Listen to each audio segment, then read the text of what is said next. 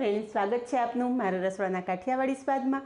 હું ભાવનાબેન રાઠોડ। આજે બનાવીશું આપણે ભીંડાનું શાક। તો ફ્રેન્ડ્સ, દરેક ઘરમાં બનતા ભીંડાના શાકને આજે એક અલગ ટચ આપેલો છે। અહીંયા તમે જુઓ કે ભીંડાના શાકના એક એક પીસ છૂટું છે। ભીંડો બિલકુલ ચીકાશ વગરનો તૈયાર થયેલો છે અને આ ભીંડામાં એક સિક્રેટ વસ્તુ ઉમેરેલી છે જેનાથી ભીંડાનું શાક બિલકુલ ચીકણું નહીં થાય। તો વિડીયો બિલકુલ સ્કીપ કર્યા વગર જોજો અને વિડીયો પસંદ આવે તો વિડીયોને લાઇક, શેર અને સબસ્ક્રાઈબ કરી પાસે રહેલું બેલ પ્રેસ કરો જેથી આવનારા નવા વિડીયો સૌથી પહેલાં આપને મળે। તો ચાલો બનાવીએ એકદમ સ્વાદિષ્ટ અને છૂટું છૂટું ભીંડાનું શાક। તો ભીંડાનું શાક બનાવવા માટે અહીંયા મેં 250 ગ્રામ ભીંડા લીધેલા છે। ભીંડાને એકદમ ચોખ્ખા પાણીથી ધોઈ સાફ કપડાથી લૂછી અને લીધેલા છે। જો તમે ભીંડા આ રીતે ઉપરનો ભાગ કટ કરીને લેતા હોય તો ભીંડાને ધોવાના નથી, એને સાફ કપડાથી લૂછી અને પછી ઉપયોગમાં લેવાના। તો ભીંડા સમારી લેશું।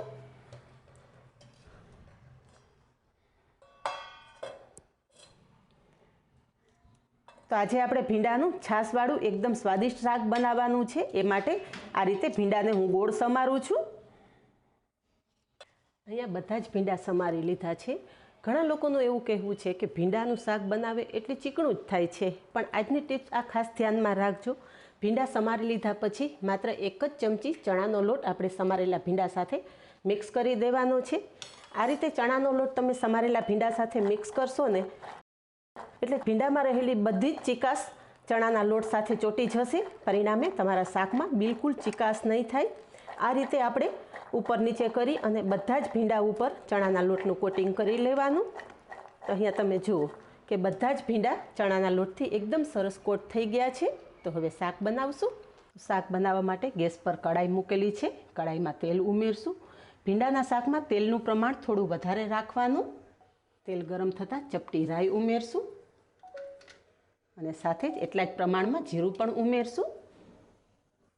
રાઈ જીરું એકદમ સરસ ફૂટી જાય એટલે ચપટી હિંગ ઉમેરશું અને સાથે જ 1 ચમચી જેટલી લસણની ચટણી પણ ઉમેરી દઈશું। ભીંડાના શાકમાં લસણનો બહુ સરસ સ્વાદ આવે છે, પણ જો તમે લસણ ના ખાતા હોય તો લસણ નહીં ઉમેરવાનું।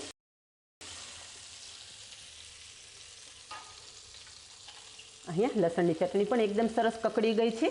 તો સમારીને રાખેલા ભીંડા છે એ કડાઈમાં ઉમેરી દઈશું। આ લસણની ચટણીનો વિડીયો મેં હમણાં ટૂંક સમય પહેલાં જ તમારી સાથે શેર કરેલો છે। લિંક તમને ડિસ્ક્રિપ્શન બોક્સમાં આપી દઈશ। ભીંડા હળવા હાથે ઉપર નીચે મિક્સ કરી લેવાના।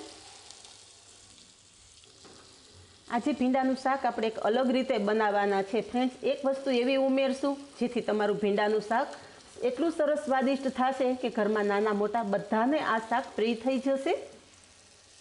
આગળ તમને જણાવેલું એ રીતે તમે ચણાનો લોટ મિક્સ કરશો એટલે ભીંડાનું શાક બિલકુલ ચીકણું નહીં થાય। અહીંયા તમે જોઈ શકો છો કે આપણે કડાઈમાં ભીંડા ઉમેરેલા પણ એક એક ભીંડા છૂટા રહેલા છે।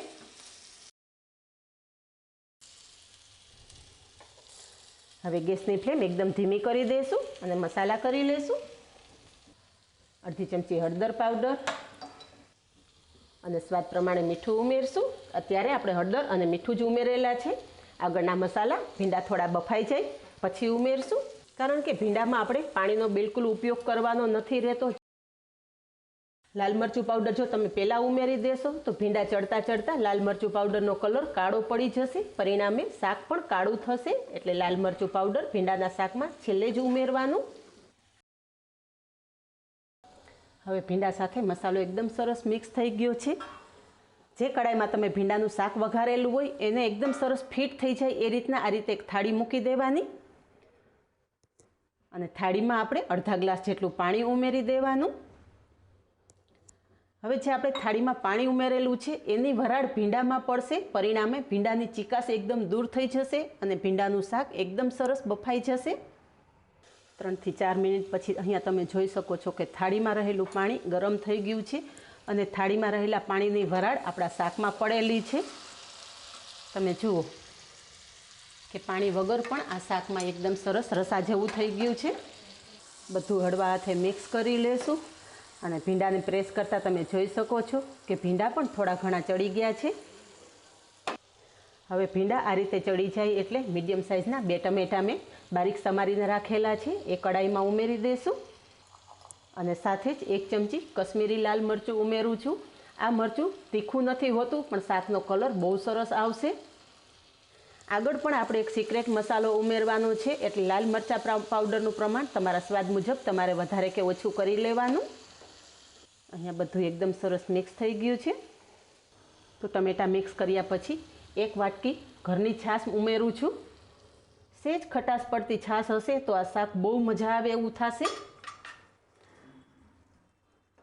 છાશ ઉમેરવા ટાઈમે ગેસની ફ્લેમ એકદમ ધીમી કરી નાખવાની, જેથી છાશ શાકમાં ઉમેર્યા પછી ફાટે નહીં અને તરત જ આ રીતે મિક્સ કરી દેવાનું। હવે અહીંયા બધું જ એકદમ સરસ મિક્સ કરી દીધું છે। ગેસની ફ્લેમ હજી ધીમી જ રાખેલી છે। તો ફરી એક થાળી મેં પાણી કાઢી લીધું છે અને ફરી ઢાંકી દઉં છું। થોડી વાર પછી જોઈ લઈએ તો અહીંયા તમે જુઓ કે શાક એકદમ સરસ રસાદાર તૈયાર થયેલું છે। હવે આ શાકનો સ્વાદ 100 ગણો વધારતો એક સિક્રેટ મસાલો બનાવેલો છે। આ મસાલો છે ભરેલા શાકનો મસાલો। ફ્રેન્ડ્સ, આની રેસીપી પણ મેં તમારી સાથે થોડા દિવસ પહેલાં જ શેર કરેલી છે।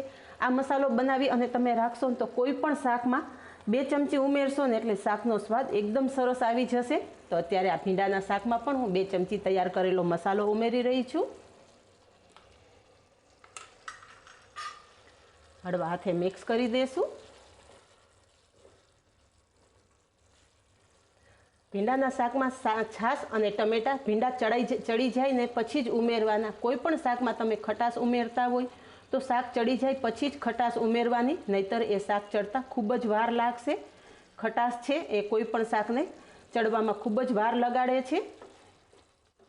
અહીંયા તમે જુઓ કે બધું એકદમ સરસ મિક્સ કરી લીધું છે અને ભીંડા એક છૂટા તૈયાર થયેલા છે। શાકમાં બિલકુલ ચીકાશ આવેલી નથી। હવે ઉપરથી 1 ચમચી ધાણા જીરું પાવડર ઉમેરશું। બધું મિક્સ કરી દેશું। ધાણા જીરું પાવડર પણ ભીંડાના શાકમાં છેલ્લે જ ઉમેરવાની, જેથી ધાણા જીરુંની એકદમ સરસ સુગંધ શાકમાં આવે। ફ્રેશ કોથમરી ઉમેરી ગેસની ફ્લેમ બંધ કરી દેશું અને તૈયાર થયેલું ગરમા ગરમ શાક સર્વ કરશું।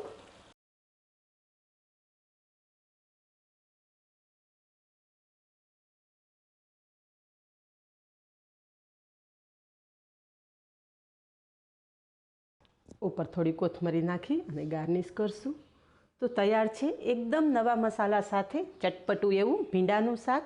આ જ રીતે બનાવો અને કમેન્ટમાં જણાવો કે બધી જ ટીપ્સ સાથે બનેલું એકદમ છૂટું ભીંડાના શાકની રેસીપી કેવી લાગી। આજે બસ આટલું જ, મળીએ નેક્સ્ટ વિડીયોમાં। ત્યાં સુધી બાય, થેન્ક યુ।